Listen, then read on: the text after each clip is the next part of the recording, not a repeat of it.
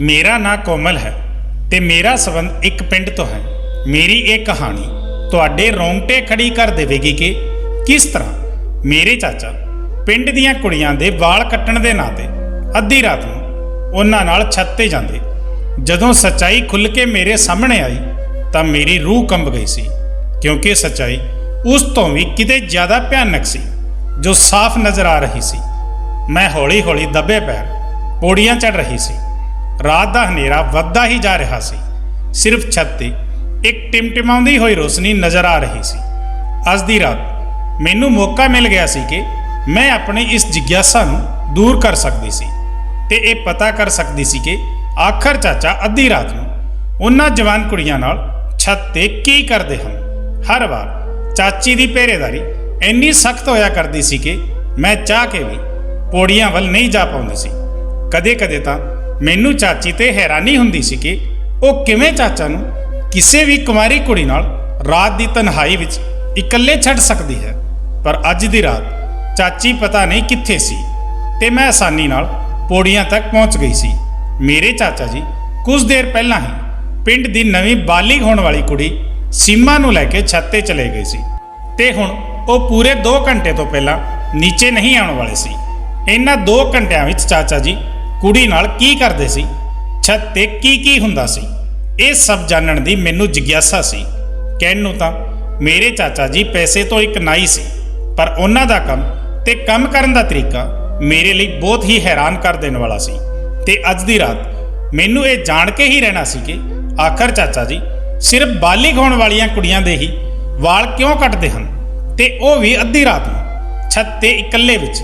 ना चाची कदे खुद छत ते जांदी है ते ना ही कुड़ी दे घर वालियां विचों किसे नूं नाल जाण दिता जांदा है। मैं अद्धी पौड़ियां चढ़ चुकी सी ते इस राज तो पर्दा उठण ही वाला सी कि चाचा जी सीमा दे नाल की करन वाले हन कि पिछे तो मेरी चाची दी गुंजण वाली आवाज़ ने मैनू चौंकण ते मजबूर कर दिता सी।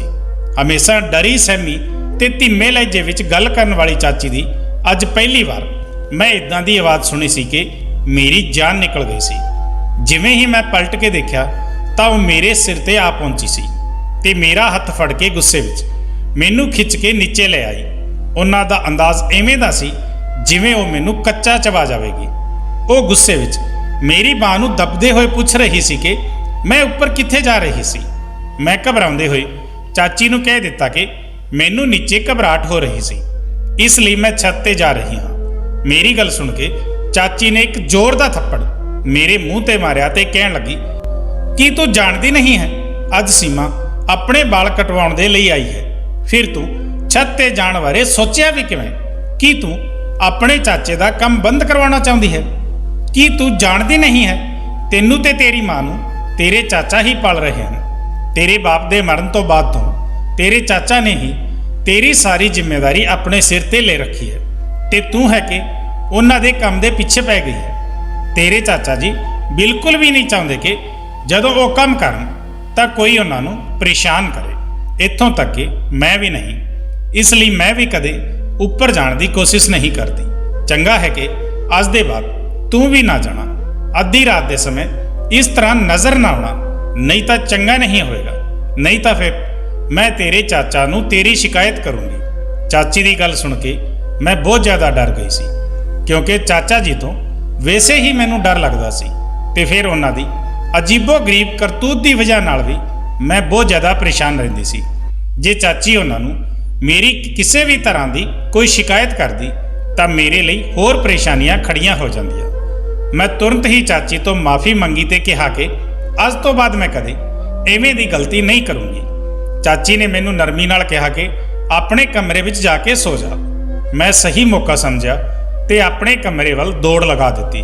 कमरे विच आके भी मेरे दिमाग विच यही गल घुम रही सी कि आखिर चाचा जी नूं वाल उतारदे समय इन्नी तन्हाई की की जरूरत सी कि वो किसी तीजे की दखल अंदाजी बिल्कुल बर्दाश्त ही नहीं कर सकते सी। जदों कि पिंड का दूजा नाई जो चौराहे ते अपनी कुर्सी ढा के बैठा रहिंदा है ते अद्धे पिंड के लोगों के वाल उतारदा सी, उसनूं ना ही किसी तरह की तन्हाई की जरूरत सी ते ना ही किसी दे आउण जाउण तो कोई परेशानी सी। पर मेरे चाचा तो अलग ही तरह के नाई सी।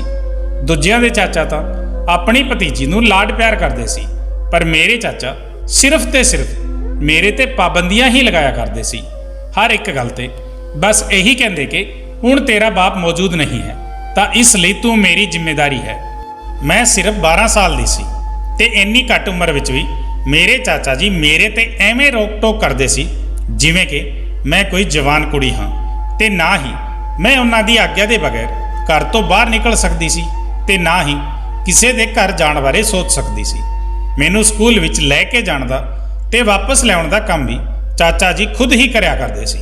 ਕਦੇ-ਕਦੇ ਤਾਂ ਮੈਨੂੰ ਚਾਚਾ ਜੀ ਤੇ ਇੰਨਾ ਗੁੱਸਾ ਆਉਂਦਾ ਕਿ ਮੇਰਾ ਦਿਲ ਚਾਹੁੰਦਾ ਕਿ ਕਿਸੇ ਤਰ੍ਹਾਂ ਮੈਂ ਉਹਨਾਂ ਤੋਂ ਆਪਣੀ ਜਾਨ ਛੁਡਾ ਲਵਾਂ, ਪਰ ਚਾਚਾ ਜੀ ਤੋਂ ਮੇਰੀ ਜਾਨ ਛੁੱਟ ਵੀ ਨਹੀਂ ਸਕਦੀ ਸੀ, ਕਿਉਂਕਿ ਉਹਨਾਂ ਦਾ ਨਾਈ ਦਾ ਕੰਮ ਸੀ ਹੀ ਇੰਨਾ ਅਜੀਬ ਕਿ ਕਦੇ-ਕਦਾਰ ਮਹੀਨੇ ਵਿੱਚ ਇੱਕ ਵਾਰ ਹੀ ਉਹ ਵਾਲ ਕੱਟਿਆ ਕਰਦੇ ਸੀ, ਤੇ ਉਹ ਵੀ ਸਾਡੇ ਹੀ ਘਰ ਦੀ ਛੱਤ ਤੇ। ਬਾਕੀ ਸਾਰਾ ਸਮਾਂ ਤਾਂ ਉਹ ਘਰ ਵਿੱਚ ਪਏ ਰਹਿੰਦੇ ਤੇ ਮੇਰੇ ਤੇ ਨਜ਼ਰ ਰੱਖਦੇ। ਮੇਰਾ ਬਾਬਾ ਬਹੁਤ ਪਹਿਲਾਂ ਸਾਨੂੰ ਛੱਡ ਕੇ ਉੱਪਰ ਵਾਲੇ ਕੋਲ ਚਲੇ ਗਏ ਸੀ, ਇਸ ਲਈ ਮੇਰੀ ਜ਼ਿੰਮੇਵਾਰੀ ਮੇਰੇ ਚਾਚਾ ਜੀ ਦੇ ਕੰਧਿਆਂ ਤੇ ਹੀ ਸੀ, ਤੇ ਇਸ ਵਜ੍ਹਾ ਨਾਲ ਚਾਚਾ ਜੀ ਮੇਰੇ ਤੇ ਆਪਣਾ ਪੂਰਾ ਹੱਕ ਸਮਝਦੇ ਸੀ। ਇਦਾਂ ਨਹੀਂ ਸੀ ਕਿ ਚਾਚਾ ਜੀ ਕੋਈ ਕੁੰਵਾਰੇ ਮਰਦ ਸੀ, ਬਲਕਿ ਉਹ ਤਾਂ ਇੱਕ ਸ਼ਾਦੀशुदा ਆਦਮੀ ਸੀ। ਉਹਨਾਂ ਦੇ ਵਿਆਹ ਨੂੰ 5 ਸਾਲ ਹੋਣ ਵਾਲੇ ਸੀ।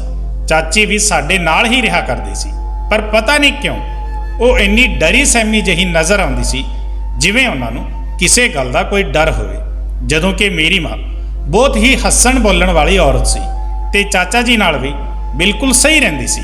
ਨਾ ਹੀ ਉਹਨਾਂ ਨੂੰ ਚਾਚਾ ਜੀ ਤੋਂ ਡਰ ਲੱਗਦਾ ਸੀ ਤੇ ਨਾ ਹੀ ਉਹ ਚਾਚਾ ਜੀ ਤੋਂ ਝਿਜਕਦੀ ਸੀ, ਜਦੋਂ ਕਿ ਚਾਚਾ ਜੀ ਦੇ ਅੱਗੇ ਤਾਂ ਚਾਚੀ ਦੀ ਜਾਨ ਨਿਕਲਦੀ ਸੀ।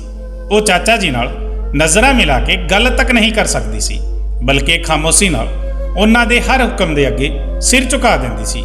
ਸ਼ਾਇਦ ਇਸ ਦੀ ਵਜ੍ਹਾ ਇਹ ਵੀ ਸੀ ਵਿਆਹ ਦੇ 5 ਸਾਲ ਬਾਅਦ ਵੀ ਉਹਨਾਂ ਦੀ ਗੋਦ ਖਾਲੀ ਸੀ ਤੇ ਉਹ ਚਾਚਾ ਜੀ ਨੂੰ ਬੱਚਾ ਨਹੀਂ ਦੇ ਸਕੀ ਸੀ। ਜੋ ਵੀ ਸੀ, ਮੈਨੂੰ ਆਪਣੇ ਚਾਚਾ ਇੱਕ ਅੱਖ ਨਹੀਂ ਪਾਉਂਦੇ ਸੀ, ਕਿਉਂਕਿ ਉਹਨਾਂ ਦੀ ਵਜ੍ਹਾ ਨਾਲ ਮੇਰਾ ਬਚਪਨ ਵੀ ਜਵਾਨ ਕੁੜੀਆਂ ਦੀ ਤਰ੍ਹਾਂ ਲੰਘ ਰਿਹਾ ਸੀ। ਤੇ ਜਿਵੇਂ ਜਿਵੇਂ ਮੈਨੂੰ ਸਮਝ ਆਈ ਤੇ ਪਤਾ ਚੱਲਿਆ ਕਿ ਮੇਰੇ ਚਾਚਾ ਜੀ ਕੀ ਕੰਮ ਕਰਦੇ ਹਨ, ਤਾਂ ਮੈਂ ਹੈਰਾਨ ਰਹਿ ਗਈ, ਕਿਉਂਕਿ ਮੇਰੇ ਚਾਚਾ ਜੀ ਮਰਦ ਹੋ ਕੇ ਵੀ ਮਰਦਾਂ ਦੇ ਵਾਲ ਨਹੀਂ ਕੱਟਿਆ ਕਰਦੇ ਸੀ, ਬਲਕਿ ਉਹ ਤਾਂ ਕੁੜੀਆਂ ਦੇ ਵਾਲ ਕੱਟਦੇ ਸੀ, ਤੇ ਉਹ ਵੀ ਇਦਾਂ ਦੀਆਂ ਕੁੜੀਆਂ ਦੇ ਜੋ ਬਾਲਗ ਹੋ ਜਾਇਆ ਕਰਦੀਆਂ ਸੀ। ਇਹ ਗੱਲ ਮੇਰੇ ਲਈ ਬਹੁਤ ਹੈਰਾਨ ਕਰਨ ਵਾਲੀ ਸੀ, ਤੇ ਜਦੋਂ ਤੋਂ ਮੈਨੂੰ ਇਸ ਗੱਲ ਦਾ ਪਤਾ ਚੱਲਿਆ ਸੀ, ਮੇਰੇ ਅੰਦਰ ਜਿਗਿਆਸਾ ਜਿਹੀ ਪੈਦਾ ਹੋ ਗਈ ਸੀ ਕਿ ਚਾਚਾ ਜੀ ਇਦਾਂ ਕਿਉਂ ਕਰਦੇ ਹਨ। ਕਈ ਵਾਰ ਮੈਂ ਸੋਚਿਆ ਕਿ ਚਾਚਾ ਜੀ ਨੂੰ ਕਿਸੇ ਕੁੜੀ ਦੇ ਵਾਲ ਕੱਟਦੇ ਹੋਏ ਦੇਖੂੰਗੀ, ਪਰ ਚਾਚਾ ਜੀ ਦਾ ਤਾਂ ਤਰੀਕਾ ਹੀ ਬਿਲਕੁਲ ਅਲੱਗ ਸੀ। ਉਹ ਅੱਧੀ ਰਾਤ ਨੂੰ ਬਾਲਿਗ ਕੁੜੀ ਨੂੰ ਘਰ ਬੁਲਾਉਂਦੇ ਤੇ ਉਸ ਨੂੰ ਆਪਣੇ ਨਾਲ ਛੱਤ ਤੇ ਲੈ ਜਾਂਦੇ ਤੇ ਉੱਥੇ ਲੈ ਜਾ ਕੇ ਉਸ ਦੇ ਬਾਅਦ ਵਾਲ ਕੱਟਦੇ ਸੀ। ਸਾਰੇ ਪਿੰਡ ਵਿੱਚ ਇਹ ਮਸ਼ਹੂਰ ਸੀ ਕਿ ਚਾਚਾ ਜੀ ਜਿਸ ਵੀ ਕੁੜੀ ਦੇ ਵਾਲ ਕੱਟਦੇ ਹਨ ਉਸ ਦੀ ਜਵਾਨੀ ਬਹੁਤ ਸੋਹਣੀ ਹੁੰਦੀ ਹੈ ਤੇ ਉਸ ਦੇ ਨਸੀਬ ਜਾਗ ਜਾਂਦੇ ਹਨ, ਕਿਉਂਕਿ ਉਸ ਕੁੜੀ ਦਾ ਵਿਆਹ ਕਿਸੇ ਬਹੁਤ ਹੀ ਚੰਗੀ ਜਗ੍ਹਾ ਤੇ ਹੋ ਜਾਂਦਾ ਹੈ। ਇਸ ਲਈ ਲੋਕ ਖੁਸ਼ੀ-ਖੁਸ਼ੀ ਆਪਣੀ ਜਵਾਨ ਕੁੜੀਆਂ ਨੂੰ ਚਾਚਾ ਜੀ ਦੇ ਕੋਲ ਲਿਆਇਆ ਕਰਦੇ ਸੀ ਤਾਂ ਕਿ ਉਹਨਾਂ ਦੀਆਂ ਕੁੜੀਆਂ ਦੀ ਕਿਸਮਤ ਬਦਲ ਜਾਵੇ। ਪਰ ਇਹ ਗੱਲ ਮੇਰੀ ਸਮਝ ਤੋਂ ਬਾਹਰ ਸੀ ਕਿ ਚਾਚਾ ਜੀ ਦੇ ਵਾਲ ਕੱਟਣ ਨਾਲ ਕਿਸੇ ਕੁੜੀ ਦਾ ਨਸੀਬ ਕਿਵੇਂ ਬਦਲ ਸਕਦਾ ਹੈ, ਤੇ ਉਹ ਵੀ ਅੱਧੀ ਰਾਤ ਨੂੰ ਇਕੱਲੇ ਵਿੱਚ। ਕਈ ਵਾਰ ਮੈਂ ਇਸ ਹਕੀਕਤ ਨੂੰ ਜਾਣਨ ਦੀ ਕੋਸ਼ਿਸ਼ ਕੀਤੀ ਕਿ ਚਾਚਾ ਜੀ ਕੁੜੀਆਂ ਦੇ ਵਾਲ ਕਿਸ ਤਰ੍ਹਾਂ ਕੱਟਦੇ ਹਨ ਤੇ ਅੱਧੀ ਰਾਤ ਨੂੰ ਛੱਤ ਤੇ ਹੀ ਕਿਉਂ ਲੈ ਕੇ ਜਾਂਦੇ ਹਨ, ਪਰ ਕਦੇ ਵੀ ਮੈਨੂੰ ਇਹ ਜਾਣਨ ਦਾ ਮੌਕਾ ਨਹੀਂ ਮਿਲਿਆ, ਕਿਉਂਕਿ ਜਦੋਂ ਵੀ ਚਾਚਾ ਜੀ ਕਿਸੇ ਕੁੜੀ ਦੇ ਵਾਲ ਕੱਟਣ ਲਈ ਛੱਤ ਤੇ ਲੈ ਜਾਂਦੇ ਤਾਂ ਚਾਚੀ ਪੌੜੀਆਂ ਤੇ ਪਹਿਰੇਦਾਰੀ ਕਰਨਾ ਸ਼ੁਰੂ ਕਰ ਦਿੰਦੀ ਤੇ ਕਿਸੇ ਨੂੰ ਛੱਤ ਤੇ ਨਾ ਜਾਣ ਦਿੰਦੀ। ਮੇਰੀ ਸਹੇਲੀ ਨੇਹਾ ਬਾਲਿਗ ਹੋਈ ਤਾਂ ਪਿੰਡ ਦੀਆਂ ਦੂਜੀਆਂ ਕੁੜੀਆਂ ਦੀ ਤਰ੍ਹਾਂ ਉਸ ਨੂੰ ਵੀ ਚਾਚਾ ਜੀ ਕੋਲ ਲਿਆਇਆ ਗਿਆ। ਮੈਂ ਇਹ ਸੋਚ ਕੇ ਖੁਸ਼ ਹੋ ਗਈ ਕਿ ਚਲੋ ਨੇਹਾ ਨਾਲ ਅਗਲੀ ਸਵੇਰ ਇਸ ਬਾਰੇ ਗੱਲ ਕਰੂੰਗੀ ਤਾਂ ਮੈਨੂੰ ਪਤਾ ਚੱਲ ਜਾਵੇਗਾ ਕਿ ਚਾਚਾ ਜੀ ਨੇ ਇਸ ਨੂੰ ਛੱਤ ਤੇ ਲਿਜਾ ਕੇ ਇਸ ਦੇ ਵਾਲ ਕਿਵੇਂ ਕੱਟੇ। ਪਰ ਅਗਲੇ ਦਿਨ ਜਦੋਂ ਉਹ ਸਕੂਲ ਆਈ ਤਾਂ ਉਹ ਬਿਲਕੁਲ ਖਾਮੋਸ਼ ਸੀ। ਮੇਰੇ ਸਵਾਲ ਕਰਨ ਤੇ ਉਸਨੇ ਕੋਈ ਜਵਾਬ ਨਹੀਂ ਦਿੱਤਾ, ਬਲਕਿ ਸਾਰਾ ਸਮਾਂ ਗਾਇਬ ਦਿਮਾਗ ਨਾਲ ਕਲਾਸ ਵਿੱਚ ਬੈਠੀ ਰਹੀ। ਮੈਂ ਹੈਰਾਨ ਸੀ ਕਿ ਇੰਨੀ ਸ਼ਰਾਰਤੀ ਤੇ ਬੋਲਣ ਵਾਲੀ ਨੇਹਾ ਨੂੰ ਅਚਾਨਕ ਤੋਂ ਕੀ ਹੋ ਗਿਆ ਹੈ। ਘਰ ਆ ਕੇ ਇਹ ਗੱਲ ਮੈਂ ਮਾਂ ਨੂੰ ਕਹੀ ਤਾਂ ਮਾਂ ਹੱਸ ਕੇ ਕਹਿਣ ਲੱਗੀ, ਬੇਵਕੂਫ, ਹੁਣ ਉਹ ਜਵਾਨ ਹੋ ਗਈ ਹੈ ਤੇ ਇਦਾਂ ਦੇ ਦਿਨਾਂ ਵਿੱਚ ਕੁੜੀਆਂ ਵਿੱਚ ਬਹੁਤ ਜ਼ਿਆਦਾ ਬਦਲਾਅ ਆ ਜਾਂਦੇ ਹਨ। ਸ਼ਾਇਦ ਇਸ ਲਈ ਉਹ ਵੀ ਆਪਣੀ ਮਾਂ ਦੇ ਕਹਿਣ ਤੇ ਚੁੱਪ-ਚੁੱਪ ਬੈਠੀ ਹੋਵੇਗੀ। ਹੁਣ ਤਾਂ ਉਸ ਦੇ ਸਿਰ ਤੇ ਵਾਲ ਵੀ ਨਹੀਂ ਹਨ, ਸ਼ਾਇਦ ਇਸੇ ਲਈ ਝਿਜਕ ਰਹੀ ਹੋਵੇਗੀ। ਮਾਂ ਦੀ ਗੱਲ ਸੁਣ ਕੇ ਮੈਂ ਸੰਤੁਸ਼ਟ ਹੋ ਗਈ। ਵਾਕਈ 14 ਸਾਲ ਦੀ ਨੇਹਾ ਬਹੁਤ ਹੀ ਅਜੀਬ ਜਿਹੀ ਲੱਗ ਰਹੀ ਸੀ ਤੇ ਕਲਾਸ ਦੇ ਸਾਰੇ ਬੱਚੇ ਵੀ ਉਸ ਦਾ ਲਗਾਤਾਰ ਮਜ਼ਾਕ ਬਣਾ ਰਹੇ ਸੀ। ਹੋ ਸਕਦਾ ਹੈ ਉਹ ਸ਼ਰਮਿੰਦਗੀ ਦੇ ਮਾਰੇ ਸਾਰਾ ਸਮਾਂ ਖਾਮੋਸ਼ ਰਹੀ ਹੋਵੇ, ਪਰ ਮੈਨੂੰ ਕੀ ਪਤਾ ਸੀ ਕਿ ਉਸ ਦੀ ਖਾਮੋਸ਼ੀ ਦੇ ਪਿੱਛੇ ਕੀ ਰਾਜ ਹੈ। ਜਦੋਂ ਕੁਝ ਸਮੇਂ ਤੱਕ ਇਹ ਸਿਲਸਿਲਾ ਚੱਲਦਾ ਰਿਹਾ ਤਾਂ ਮੈਂ ਚੋਰੀ-ਚੋਰੀ ਛੱਤ ਤੇ ਜਾਣ ਦੀ ਬਹੁਤ ਕੋਸ਼ਿਸ਼ ਕੀਤੀ, ਪਰ ਹਰ ਵਾਰ ਚਾਚੀ ਅੱਗੇ ਆ ਜਾਂਦੀ ਜਾਂ ਫਿਰ ਮਾਂ ਹੀ ਮੈਨੂੰ ਝਿੜਕ ਕੇ ਕਹਿ ਦਿਆ ਕਰਦੀ ਕਿ ਆਪਣੇ ਚਾਚਾ ਜੀ ਦੇ ਕੰਮ ਵਿੱਚ ਦਖਲ ਅੰਦਾਜ਼ੀ ਨਾ ਕਰਿਆ ਕਰ। ਤੇਰੇ ਚਾਚਾ ਜੀ ਹੀ ਹਨ ਜਿਨ੍ਹਾਂ ਨੇ ਤੇਰੇ ਬਾਪ ਦੇ ਮਰਨ ਤੋਂ ਬਾਅਦ ਸਾਡਾ ਪੇਟ ਪਾਲਿਆ। ਉਹ ਜੇ ਤੈਨੂੰ ਗੁੱਸਾ ਵੀ ਕਰਦੇ ਹਨ ਤਾਂ ਬਰਦਾਸ਼ਤ ਕਰ ਲਿਆ ਕਰ, ਕਿਉਂਕਿ ਉਹ ਸਾਡਾ ਭਲਾ ਹੀ ਸੋਚਣਗੇ। ਸ਼ੁਰੂ ਵਿੱਚ ਮੈਨੂੰ ਮਾਂ ਦੀ ਇਹ ਗੱਲ ਬਿਲਕੁਲ ਵੀ ਸਮਝ ਨਹੀਂ ਆਉਂਦੀ ਸੀ, ਪਰ ਫਿਰ ਹੌਲੀ-ਹੌਲੀ ਮੈਨੂੰ ਅਹਿਸਾਸ ਹੋਇਆ ਕਿ ਮੇਰੀ ਮਾਂ ਇੱਕ ਵਿਧਵਾ ਔਰਤ ਸੀ ਜਿਨ੍ਹਾਂ ਨੂੰ ਪੁੱਛਣ ਵਾਲਾ ਹੋਰ ਕੋਈ ਨਹੀਂ ਸੀ। ਨਾਨਾ ਨਾਨੀ ਮਰ ਚੁੱਕੇ ਸੀ। ਮੇਰਾ ਮਾਮਾ ਵੀ ਦੂਜੇ ਪਿੰਡ ਵਿੱਚ ਰਹਿੰਦਾ ਸੀ। ਉਹਨਾਂ ਨੇ ਕਦੇ ਪਲਟ ਕੇ ਸਾਡਾ ਹਾਲ ਤੱਕ ਨਹੀਂ ਪੁੱਛਿਆ ਸੀ। ਇਸ ਸਮੇਂ ਚਾਚਾ ਹੀ ਸੀ ਜੋ ਹਰ ਸਮੇਂ ਮਾਂ ਦੇ ਨਾਲ ਖੜੇ ਰਹੇ ਸੀ। ਇੱਥੇ ਤੱਕ ਕਿ ਆਪਣੇ ਵਿਆਹ ਦੇ ਬਾਅਦ ਵੀ ਉਹਨਾਂ ਨੇ ਮੇਰੇ ਤੇ ਮਾਂ ਦੇ ਖਰਚ ਵਿੱਚ ਕਦੇ ਕੋਈ ਰਿਕਾਰਡ ਨਹੀਂ ਪਾਈ ਸੀ, ਬਲਕਿ ਉਹ ਤਾਂ ਪਹਿਲਾਂ ਤੋਂ ਵੀ ਜ਼ਿਆਦਾ ਸਾਡਾ ਧਿਆਨ ਰੱਖਦੇ ਤੇ ਚਾਚੀ ਨੂੰ ਵੀ ਸਾਡੇ ਨਾਲ ਰਹਿਣ ਤੇ ਕੋਈ ਇਤਰਾਜ਼ ਨਹੀਂ ਸੀ। ਇਹੀ ਵਜ੍ਹਾ ਸੀ ਕਿ ਮਾਂ ਉਹਨਾਂ ਦੋਵੇਂ ਪਤੀ ਪਤਨੀਆਂ ਨੂੰ ਸਿਰ ਤੇ ਬਿਠਾਉਂਦੀ ਸੀ। ਸਾਰੇ ਪਿੰਡ ਵਾਲੇ ਵੀ ਚਾਚਾ ਜੀ ਦੀ ਬਹੁਤ ਇੱਜ਼ਤ ਕਰਦੇ ਸੀ, ਕਿਉਂਕਿ ਚਾਚਾ ਜੀ ਬਹੁਤ ਹੀ ਨਰਮ ਮਿਜ਼ਾਜ ਇਨਸਾਨ ਸੀ। ਬਸ ਉਹਨਾਂ ਦਾ ਸਾਰਾ ਗੁੱਸਾ ਮੇਰੇ ਲਈ ਹੀ ਸੀ, ਪਰ ਮਾਂ ਦਾ ਕਹਿਣਾ ਸੀ ਕਿ ਇਸ ਵਿੱਚ ਵੀ ਉਹਨਾਂ ਦਾ ਪਿਆਰ ਲੁਕਿਆ ਹੋਇਆ ਹੈ। ਉਹ ਖੁਦ ਬੇਔਲਾਦ ਹਨ, ਇਸ ਲਈ ਔਲਾਦ ਦੀ ਕਮੀ ਮੇਰੇ ਤੋਂ ਪੂਰੀ ਕਰਨਾ ਚਾਹੁੰਦੇ ਹਨ। ਜਦੋਂ ਮੈਂ ਇਹ ਗੱਲ ਸੋਚੀ ਤਾਂ ਮੈਨੂੰ ਵੀ ਇਹ ਗੱਲ ਸੱਚ ਹੀ ਲੱਗੀ ਕਿ ਜੇ ਚਾਚਾ ਜੀ ਦਾ ਸਹਾਰਾ ਸਾਡੇ ਨਾਲ ਨਾ ਹੁੰਦਾ ਤਾਂ ਸ਼ਾਇਦ ਅਸੀਂ ਦੋਵੇਂ ਮਾਤੀ ਅੱਜ ਪਿੰਡ ਤੋਂ ਕਿਤੇ ਦੂਰ ਬੇਸਹਾਰਾ ਤੇ ਗਰੀਬੀ ਦੀ ਜ਼ਿੰਦਗੀ ਗੁਜ਼ਾਰ ਰਹੇ ਹੁੰਦੇ। ਜਿਸ ਰਾਤ ਮੈਂ ਚਾਚੀ ਨੂੰ ਵਾਅਦਾ ਕੀਤਾ ਕਿ ਮੈਂ ਕਦੇ ਦੁਬਾਰਾ ਚਾਚਾ ਜੀ ਦੇ ਕੰਮ ਵਿੱਚ ਦਖਲ ਅੰਦਾਜ਼ੀ ਨਹੀਂ ਕਰੂੰਗੀ, ਉਸ ਰਾਤ ਦੇ ਬਾਅਦ ਤੋਂ ਮੈਂ ਕਦੇ ਛੱਤ ਤੇ ਜਾਣ ਦਾ ਸੋਚਿਆ ਵੀ ਨਹੀਂ। ਮੈਂ ਡਰ ਗਈ ਸੀ ਕਿ ਜੇ ਚਾਚੇ ਨੂੰ ਮੇਰੀ ਸ਼ਿਕਾਇਤ ਕਰ ਦਿੰਦੀ ਤਾਂ ਮੈਂ ਤੇ ਮੇਰੀ ਮਾਂ ਕਿੱਥੇ ਜਾਂਦੇ। ਚਾਚਾ ਜੀ ਦਾ ਕੰਮ ਪਹਿਲਾਂ ਦੀ ਤਰ੍ਹਾਂ ਹੀ ਚੱਲ ਰਿਹਾ ਸੀ। ਕਦੇ ਮਹੀਨੇ ਵਿੱਚ ਤਾਂ ਕਦੇ ਡੇਢ ਮਹੀਨੇ ਵਿੱਚ ਕੋਈ ਨਾ ਕੋਈ ਕੁੜੀ ਬਾਲਗ ਹੋ ਕੇ ਸਾਡੇ ਘਰ ਆ ਜਾਂਦੀ ਤੇ ਚਾਚਾ ਜੀ ਦੇ ਨਾਲ ਖਾਮੋਸ਼ੀ ਨਾਲ ਛੱਤ ਤੇ ਚਲੀ ਜਾਂਦੀ ਸੀ। ਚਾਚੀ ਪੌੜੀਆਂ ਕੋਲ ਹੀ ਰਹਿੰਦੀ ਤੇ 2 ਘੰਟੇ ਬਾਅਦ ਜਦੋਂ ਉਹ ਕੁੜੀ ਛੱਤ ਤੋਂ ਉਤਰ ਕੇ ਵਾਪਸ ਨੀਚੇ ਆਉਂਦੀ ਤਾਂ ਚਾਚਾ ਜੀ ਉਸ ਦੇ ਬਹੁਤ ਦੇਰ ਬਾਅਦ ਹੀ ਨੀਚੇ ਆਉਂਦੇ ਤੇ ਉਹਨਾਂ ਦੀ ਹਾਲਤ ਬਹੁਤ ਅਜੀਬ ਜਿਹੀ ਨਜ਼ਰ ਆਉਂਦੀ। ਤੇ ਇਸ ਗੱਲ ਬਾਰੇ ਵੀ ਮੈਨੂੰ ਉਸ ਸਮੇਂ ਪਤਾ ਚੱਲਿਆ ਜਦੋਂ ਇੱਕ ਰਾਤ ਮੈਂ ਘੜੇ ਵਿੱਚੋਂ ਪਾਣੀ ਪੀਣ ਲਈ ਵਿਹੜੇ ਵਿੱਚ ਆਈ ਸੀ ਤੇ ਚਾਚਾ ਜੀ ਨੂੰ ਪੌੜੀਆਂ ਉਤਰਦੇ ਹੋਏ ਦੇਖਿਆ। ਚਾਚਾ ਜੀ ਦਾ ਹੁਲੀਆ ਬਹੁਤ ਹੀ ਅਜੀਬ ਲੱਗ ਰਿਹਾ ਸੀ। ਉਹਨਾਂ ਦਾ ਸਾਹ ਵੀ ਫੁੱਲਿਆ ਹੋਇਆ ਸੀ। ਇਸ ਤਰ੍ਹਾਂ ਲੱਗ ਰਿਹਾ ਸੀ ਜਿਵੇਂ ਉਹ ਬਹੁਤ ਮਿਹਨਤ ਦਾ ਕੰਮ ਕਰਕੇ ਨੀਚੇ ਆਏ ਹੋਣ। ਚਾਚਾ ਜੀ ਹਮੇਸ਼ਾ ਕਾਲੇ ਰੰਗ ਦੀ ਧੋਤੀ ਬਣ ਕੇ ਕੁੜੀਆਂ ਦੇ ਵਾਲ ਕੱਟਣ ਛੱਤ ਤੇ ਜਾਂਦੇ ਸੀ, ਪਰ ਜਦੋਂ ਉਹ ਨੀਚੇ ਆਏ ਤਾਂ ਉਹਨਾਂ ਦੇ ਕੱਪੜੇ ਵੀ ਬਦਲੇ ਹੋਏ ਸੀ। ਨਾ ਹੀ ਉਹਨਾਂ ਨੇ ਧੋਤੀ ਬੰਨੀ ਹੁੰਦੀ ਸੀ ਤੇ ਨਾ ਹੀ ਉਹਨਾਂ ਦੇ ਸਰੀਰ ਤੇ ਕੁੜਤਾ ਮੌਜੂਦ ਸੀ। ਉਹ ਬਹੁਤ ਸਾਹ ਚੜਾਉਂਦੇ ਕੰਬਦੇ ਹੋਏ ਪੌੜੀਆਂ ਉਤਰਦੇ ਸੀ, ਜਿਵੇਂ ਬਹੁਤ ਹੀ ਜ਼ਿਆਦਾ ਥੱਕ ਗਏ ਹੋਣ ਤੇ ਉਹਨਾਂ ਲਈ ਚੱਲਣਾ ਵੀ ਮੁਸ਼ਕਿਲ ਹੋ ਰਿਹਾ ਹੋਵੇ। ਤੇ ਫਿਰ ਮੈਨੂੰ ਯਾਦ ਆਇਆ ਕਿ ਜਦੋਂ ਵੀ ਚਾਚਾ ਜੀ ਕਿਸੇ ਕੁੜੀ ਦੇ ਵਾਲ ਕੱਟਦੇ ਤਾਂ ਪੂਰਾ ਦਿਨ ਕਮਰੇ ਵਿੱਚ ਬੰਦ ਰਹਿੰਦੇ ਸੀ ਤੇ ਚਾਚੀ ਨੂੰ ਵੀ ਕਮਰੇ ਵਿੱਚ ਜਾਣ ਦੀ ਆਗਿਆ ਨਹੀਂ ਸੀ। ਆਖਰ 2 ਘੰਟੇ ਵਾਲ ਕੱਟਣ ਤੋਂ ਬਾਅਦ ਚਾਚਾ ਜੀ ਇੰਨਾ ਵੀ ਕਿਵੇਂ ਥੱਕ ਜਾਇਆ ਕਰਦੇ ਸੀ ਕਿ ਸਾਰਾ ਦਿਨ ਕਮਰੇ ਵਿੱਚੋਂ ਨਹੀਂ ਨਿਕਲਿਆ ਕਰਦੇ ਸੀ। ਤੇ ਫਿਰ ਉਸ ਸਮੇਂ ਤਾਂ ਉਹਨਾਂ ਨੂੰ ਚੱਲਦਾ ਦੇਖ ਕੇ ਮੈਨੂੰ ਇਦਾਂ ਲੱਗ ਰਿਹਾ ਸੀ ਜਿਵੇਂ ਉਹ ਖੇਤਾਂ ਵਿੱਚ ਹਲ ਜੋਤ ਕੇ ਆ ਰਹੇ ਹੋਣ। ਚਾਚਾ ਜੀ ਨੂੰ ਦੇਖਦੇ ਹੀ ਮੈਂ ਲੁਕ ਗਈ ਸੀ ਤੇ ਚਾਚਾ ਜੀ ਆਪਣੇ ਕਮਰੇ ਵਿੱਚ ਚਲੇ ਗਏ ਸੀ। ਹਮੇਸ਼ਾ ਦੀ ਤਰ੍ਹਾਂ ਅਗਲੇ ਦਿਨ ਚਾਚੀ ਕਮਰੇ ਤੋਂ ਬਾਹਰ ਸੀ ਤੇ ਚਾਚਾ ਜੀ ਕਮਰਾ ਬੰਦ ਕਰਕੇ ਸੋ ਰਹੇ ਸੀ। ਮੇਰੀ ਸਕੂਲ ਦੀ ਛੁੱਟੀ ਸੀ, ਇਸ ਲਈ ਉਹਨਾਂ ਨੂੰ ਮੇਰੀ ਵੀ ਚਿੰਤਾ ਨਹੀਂ ਸੀ ਤੇ ਮਾਂ ਵੀ ਪਿੰਡ ਵਿੱਚ ਕਿਸੇ ਦੀ ਤਬੀਅਤ ਪੁੱਛਣ ਲਈ ਗਈ ਹੋਈ ਸੀ। ਉਸੇ ਸਮੇਂ ਮੈਂ ਕਿਸੇ ਕੰਮ ਤੋਂ ਬਾਹਰ ਰਸੋਈ ਵਿੱਚ ਗਈ ਤਾਂ ਮੈਂ ਚਾਚੀ ਨੂੰ ਦੁਪੱਟੇ ਵਿੱਚ ਲੁਕ ਕੇ ਹੰਝੂ ਬਹਾਉਂਦੇ ਦੇਖਿਆ। ਇਹ ਪਹਿਲੀ ਵਾਰ ਸੀ ਜਦੋਂ ਮੈਂ ਚਾਚੀ ਨੂੰ ਇਸ ਤਰ੍ਹਾਂ ਰੋਂਦੇ ਹੋਏ ਦੇਖਿਆ ਸੀ। ਮੈਂ ਤੁਰੰਤ ਭੱਜ ਕੇ ਚਾਚੀ ਜੀ ਕੋਲ ਗਈ ਤੇ ਪੁੱਛਿਆ, ਕੀ ਹੋਇਆ ਚਾਚੀ ਜੀ, ਤੁਸੀਂ ਕਿਉਂ ਰੋ ਰਹੇ ਹੋ? ਮੇਰੀ ਗੱਲ ਸੁਣ ਕੇ ਚਾਚੀ ਨੇ ਜਲਦੀ ਨਾਲ ਹੰਝੂ ਦੁਪੱਟੇ ਦੇ ਪੱਲੂ ਨਾਲ ਸਾਫ਼ ਕਰ ਦਿੱਤੇ ਤੇ ਕਹਿਣ ਲੱਗੀ, ਨਹੀਂ ਪਗਲੀ, ਮੈਂ ਕਿੱਥੇ ਰੋ ਰਹੀ ਹਾਂ, ਤੂੰ ਦੱਸ ਤੈਨੂੰ ਕੀ ਚਾਹੀਦਾ।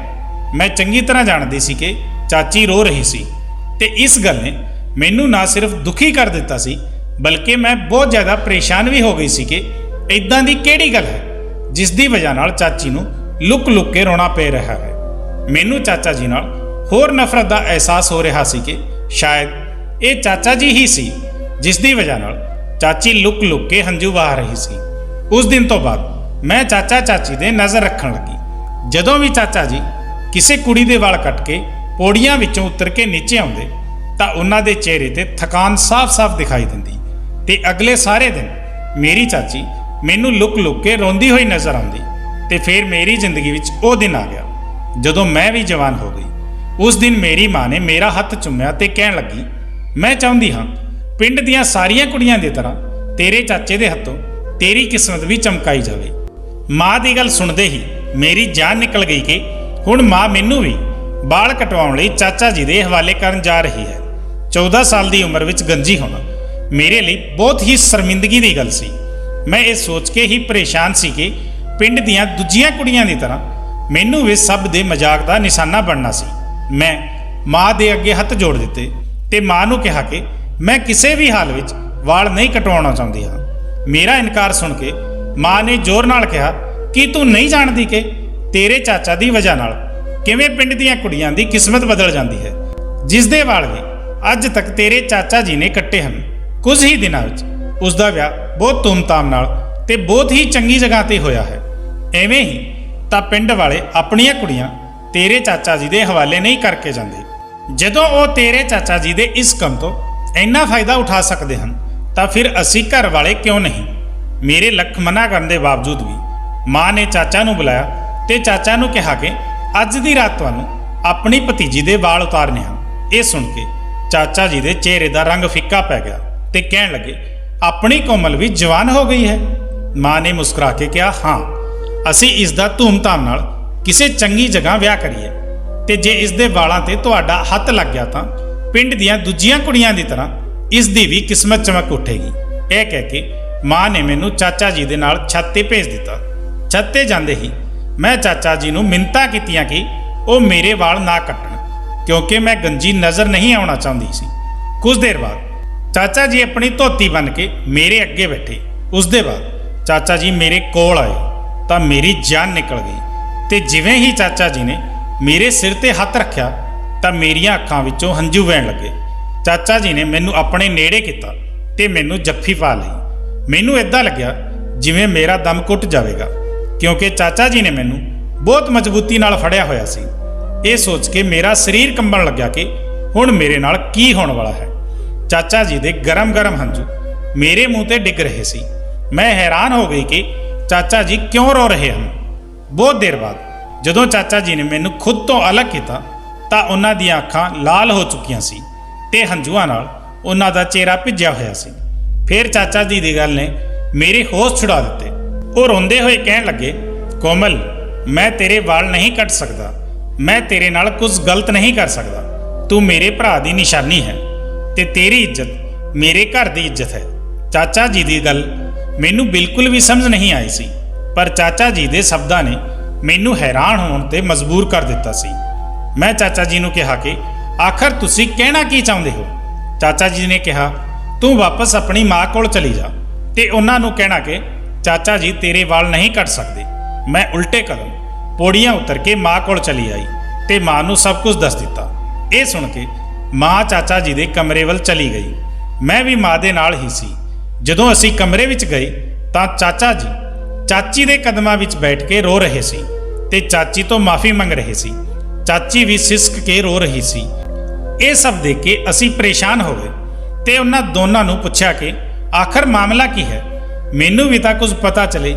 ਬਹੁਤ ਦੇਰ ਹੰਝੂ ਵਹਾਉਣ ਤੋਂ ਬਾਅਦ ਚਾਚਾ ਜੀ ਨੇ ਇੱਕ ਐਦਾਂ ਦਾ ਰਾਜ਼ ਸਾਡੇ ਸਾਹਮਣੇ ਖੋਲ੍ਹਿਆ ਜਿਸ ਨੂੰ ਸੁਣ ਕੇ ਸਾਡੀ ਰੂਹ ਤੱਕ ਕੰਬ ਉੱਠੀ। ਇਹ ਕਿਵੇਂ ਮੁਮਕਿਨ ਸੀ ਕਿ ਮੇਰੇ ਚਾਚਾ ਐਦਾਂ ਦਾ ਕੋਈ ਕੰਮ ਕਰਦੇ ਸੀ ਜਿਸ ਬਾਰੇ ਸੋਚਿਆ ਵੀ ਨਹੀਂ ਜਾ ਸਕਦਾ ਸੀ।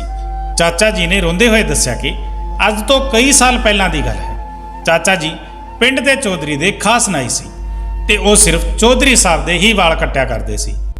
ਪਿੰਡ ਦਾ ਚੌਧਰੀ ਗਲਤ ਕਿਸਮ ਦਾ ਆਦਮੀ ਸੀ ਤੇ ਉਹਨਾਂ ਦੀ ਫਿਤਰਤ ਚਾਚਾ ਜੀ ਨੂੰ ਬਿਲਕੁਲ ਪਸੰਦ ਨਹੀਂ ਸੀ, ਪਰ ਚਾਚਾ ਜੀ ਦੀ ਮਜਬੂਰੀ ਸੀ ਕਿ ਉਹਨਾਂ ਨੂੰ ਇਹ ਨੌਕਰੀ ਕਰਨੀ ਪੈ ਰਹੀ ਸੀ। ਤੇ ਫਿਰ ਇੱਕ ਦਿਨ ਪਿੰਡ ਦੇ ਚੌਧਰੀ ਨੇ ਚਾਚਾ ਜੀ ਨੂੰ ਆਪਣੀ ਨੌਕਰੀ ਤੋਂ ਕੱਢ ਕੇ ਇੱਕ ਨਵਾਂ ਕੰਮ ਦੇ ਦਿੱਤਾ।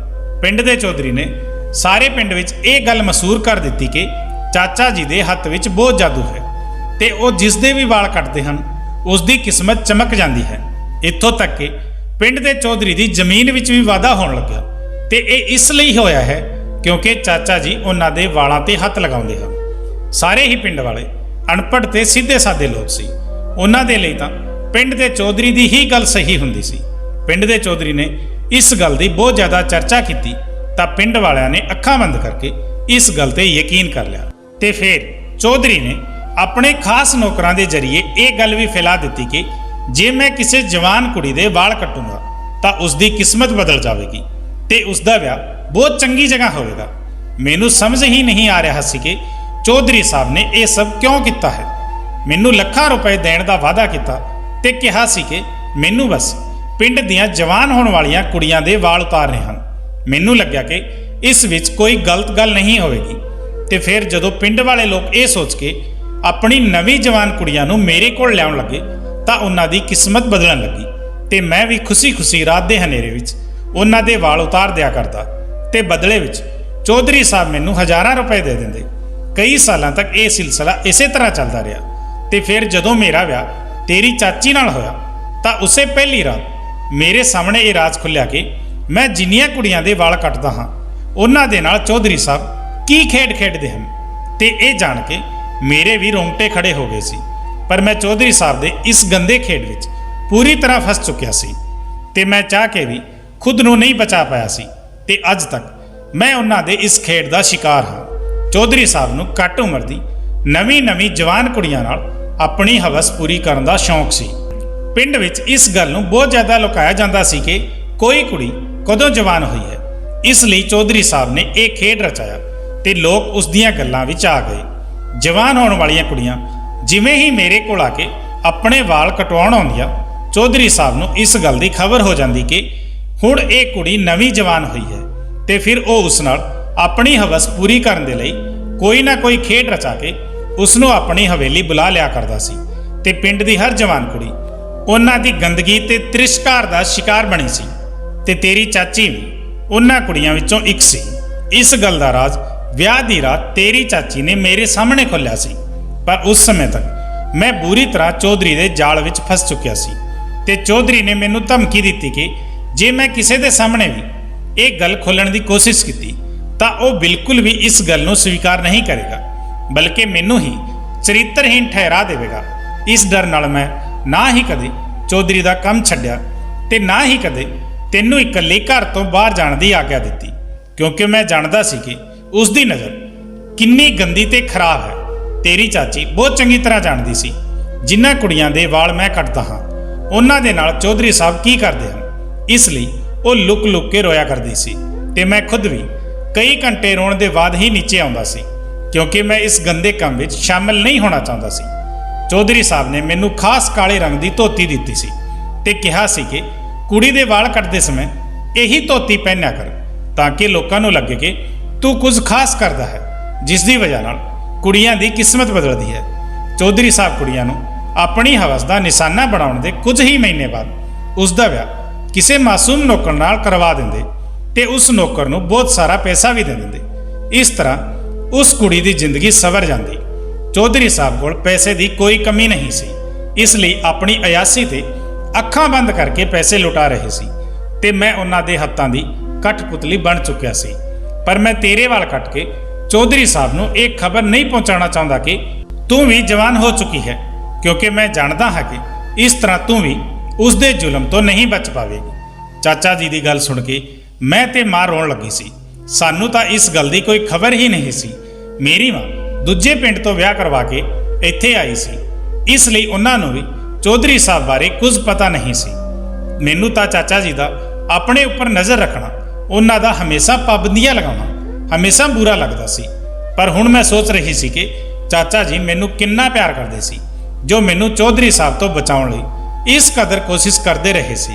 ਚਾਚਾ ਜੀ ਨੇ ਸਾਨੂੰ ਵਾਅਦਾ ਕੀਤਾ ਕਿ ਉਹ ਮੇਰੀ ਇੱਜ਼ਤ ਤੇ ਆਂਚ ਵੀ ਨਹੀਂ ਆਉਣ ਦੇਣਗੇ ਤੇ ਨਾ ਹੀ ਅੱਜ ਤੋਂ ਬਾਅਦ ਪਿੰਡ ਦੀਆਂ ਦੂਜੀਆਂ ਕੁੜੀਆਂ ਲਈ ਬਰਬਾਦੀ ਦਾ ਜ਼ਰੀਆ ਬਣਨਗੇ। ਚਾਚਾ ਜੀ ਨੇ ਰੋਂਦੇ ਹੋਏ ਮਾਂ ਤੇ ਚਾਚੀ ਨੂੰ ਕਿਹਾ ਕਿ ਆਪਣਾ ਸਮਾਨ ਬੰਨ੍ਹ ਲਓ ਅਸੀਂ ਇਸ ਪਿੰਡ ਨੂੰ ਛੱਡ ਕੇ ਕਿਤੇ ਦੂਰ ਚਲੇ ਜਾਵਾਂਗੇ ਤੇ ਜਾਣ ਤੋਂ ਪਹਿਲਾਂ ਮੈਂ ਪਿੰਡ ਦੇ ਮਾਸਟਰ ਦੇ ਨਾਂ ਇੱਕ ਖੱਤ ਲਿਖ ਜਾਊਂਗਾ, ਜਿਸ ਵਿੱਚ ਮੈਂ ਸਾਰਾ ਸੱਚ ਲਿਖ ਦੇਵਾਂਗਾ। ਪਿੰਡ ਦਾ ਮਾਸਟਰ ਇੱਕ ਸਮਝਦਾਰ ਆਦਮੀ ਹੈ। ਉਹ ਖਾਮੋਸ਼ੀ ਨਾਲ ਪਿੰਡ ਵਾਲਿਆਂ ਨੂੰ ਇਹ ਗੱਲ ਸਮਝਾ ਦੇਵੇਗਾ ਤੇ ਇਹ ਕਿੱਸਾ ਹਮੇਸ਼ਾ ਦੇ ਲਈ ਖਤਮ ਹੋ ਜਾਵੇਗਾ। ਮੈਂ, ਮਾਂ, ਚਾਚਾ ਤੇ ਚਾਚੀ ਕੋਈ ਵੀ ਨਹੀਂ ਜਾਣਦਾ ਸੀ ਕਿ ਅੱਗੇ ਸਾਡੀ ਮੰਜ਼ਿਲ ਕੀ ਹੈ। ਚਾਚਾ ਜੀ ਨੇ ਕਦਮ ਵਧਾਇਆ ਸੀ, ਇਸ ਲਈ ਸਾਨੂੰ ਯਕੀਨ ਸੀ ਕਿ ਉੱਪਰ ਵਾਲਾ ਸਾਡੀ ਮਦਦ ਕਰੇਗਾ। ਚਾਚਾ ਜੀ ਨੇ ਪਿੰਡ ਦੇ ਮਾਸਟਰ ਦੇ ਨਾਂ ਇੱਕ ਲੰਬਾ ਜਿਹਾ ਖੱਤ ਲਿਖਿਆ, ਜਿਸ ਵਿੱਚ ਉਹਨਾਂ ਨੇ ਹਰ ਇੱਕ ਗੱਲ ਸਾਫ਼-ਸਾਫ਼ ਲਿਖ ਦਿੱਤੀ ਸੀ, ਤਾਂ ਕਿ ਸਾਡੇ ਜਾਣ ਤੋਂ ਬਾਅਦ ਕੋਈ ਵੀ ਪਿੰਡ ਵਾਲਾ ਚੌਧਰੀ ਸਾਹਿਬ ਦੀਆਂ ਗੱਲਾਂ ਵਿੱਚ ਨਾ ਆ ਸਕੇ। ਫਿਰ ਕੋਈ ਵੀ ਕੁੜੀ ਵਾਲ ਕਟਵਾ ਕੇ ਜਾਂ ਕਿਸੇ ਹੋਰ ਤਰੀਕੇ ਨਾਲ ਚੌਧਰੀ ਤੱਕ ਇੱਕ ਖਬਰ ਨਾ ਪਹੁੰਚਾਵੇ ਕਿ ਉਹ ਹੁਣ ਜਵਾਨ ਹੋ ਚੁੱਕੀ ਹੈ ਤੇ ਉਸ ਦੀ ਹਵਸ ਦਾ ਨਿਸ਼ਾਨਾ ਬਣਨ ਲਈ ਤਿਆਰ ਹੈ। ਮੈਨੂੰ ਅੱਜ ਵੀ ਚੰਗੀ ਤਰ੍ਹਾਂ ਨਾਲ ਯਾਦ ਹੈ ਕਿ ਜਦੋਂ ਵੀ ਕੋਈ ਕੁੜੀ ਜਵਾਨ ਹੋਣ ਦੇ ਬਾਅਦ ਗੰਜੀ ਹੁੰਦੀ ਤੇ ਫਿਰ ਕੁਝ ਦਿਨਾਂ ਬਾਅਦ ਸਕੂਲ ਆਉਂਦੀ ਤਾਂ ਉਹ ਕਿਸ ਕਦਰ ਡਰੀ, ਸਹਿਮੀ ਤੇ ਖਾਮੋਸ਼ ਹੁੰਦੀ ਸੀ। ਮੈਨੂੰ ਹਮੇਸ਼ਾ ਤੋਂ ਇਦਾਂ ਲੱਗਦਾ ਸੀ ਕਿ ਇਹ ਸਭ ਇਸ ਲਈ ਹੈ ਕਿਉਂਕਿ ਉਹ ਗੰਜੀ ਹੋ ਕੇ ਆਈ ਹੈ ਤੇ ਆਪਣੇ ਇਸ ਗੰਜੇਪਨ ਦੀ ਵਜ੍ਹਾ ਨਾਲ ਪਰੇਸ਼ਾਨ ਹੈ। ਪਰ ਇਹ ਰਾਜ਼ ਤਾਂ ਹੁਣ ਖੁੱਲਿਆ ਸੀ ਕਿ ਉਹ ਚੌਧਰੀ ਦੀ ਹਵਸ ਦਾ ਨਿਸ਼ਾਨਾ ਬਣ ਕੇ ਆਈ ਸੀ ਤੇ ਮੇਰੇ ਉਹ ਚਾਚਾ, ਜਿਨ੍ਹਾਂ ਨੂੰ ਮੈਂ ਹਮੇਸ਼ਾ ਹੀ ਗਲਤ ਸਮਝਦੀ ਸੀ, ਦਰਅਸਲ ਉਹ ਖੁਦ ਵੀ ਇਸ ਤਕਲੀਫ ਦਾ ਸ਼ਿਕਾਰ ਸੀ। ਤੇ ਜਦੋਂ ਅਸੀਂ ਇਹ ਪਿੰਡ ਛੱਡ ਕੇ ਜਾ ਰਹੇ ਸੀ ਤਾਂ ਮੇਰੇ ਚਾਚਾ ਜੀ ਦੇ ਚਿਹਰੇ ਤੇ ਸਕੂਨ ਹੀ ਸਕੂਨ ਸੀ। ਉਸ ਤੋਂ ਥੋੜੇ ਦਿਨਾਂ ਬਾਅਦ ਖਬਰ ਮਿਲੀ ਕਿ ਉਸ ਚੌਧਰੀ ਨੂੰ ਪੁਲਿਸ ਨੇ ਫੜ ਲਿਆ ਤੇ ਅੱਜ ਉਹ ਸਲਾਖਾਂ ਵਿੱਚ ਆਪਣੇ ਕੀਤੇ ਦੀ ਸਜ਼ਾ ਭੁਗਤ ਰਿਹਾ ਹੈ। ਅੱਜ ਵੀ ਪਿੰਡ ਵਿੱਚ ਅਕਸਰ ਇਦਾਂ ਦੇ ਬਹੁਤ ਚੌਧਰੀ ਹਨ ਜੋ ਇਸ ਤਰ੍ਹਾਂ ਦੀਆਂ ਹਰਕਤਾਂ ਵਿੱਚ ਸ਼ਾਮਲ ਹੁੰਦੇ ਹਨ ਤੇ ਪਿੰਡ ਵਾਲੇ ਸਿੱਧੇ ਸਾਦੇ ਲੋਕ ਉਹਨਾਂ ਦੇ ਘਟੀਆ ਕੰਮ ਤੇ ਉਹਨਾਂ ਦੀਆਂ ਘਟੀਆਂ ਕਰਤੂਤਾਂ ਨਹੀਂ ਜਾਣਦੇ ਹਨ। ਸ਼ਹਿਰੀ ਲੋਕਾਂ ਨੂੰ ਚਾਹੀਦਾ ਹੈ ਕਿ ਉਹ ਪਿੰਡਾਂ ਵਿੱਚ ਪੜ੍ਹਾਈ ਤੇ ਕਾਰੋਬਾਰ ਦੇ ਵਸੀਲਿਆਂ ਨੂੰ ਅੱਗੇ ਵਧਾਉਣ ਤਾਂ ਕਿ ਸਿੱਧੇ ਸਾਦੇ ਤੇ ਭੋਲੇ ਭਾਲੇ ਪਿੰਡ ਵਾਲੇ ਇਦਾਂ ਦੇ ਘਟੀਆ ਲੋਕਾਂ ਤੋਂ ਖੁਦ ਨੂੰ ਬਚਾ ਸਕਣ। ਦੋਸਤੋ, ਕੀ ਮੇਰੇ ਚਾਚਾ ਜੀ ਨੇ ਆਪਣੇ ਕੀਤੇ ਕਰਮਾਂ ਦਾ ਪਛਤਾਵਾ ਕਰਕੇ ਤੇ ਚੌਧਰੀ ਨੂੰ ਉਸਦੇ ਕੀਤੇ ਦੀ ਸਜ਼ਾ ਦਿਵਾ ਕੇ ਸਹੀ ਫੈਸਲਾ ਲਿਆ? ਆਪਣੇ ਕੀਮਤੀ ਵਿਚਾਰ ਕਮੈਂਟ ਜ਼ਰੂਰ ਕਰਨਾ।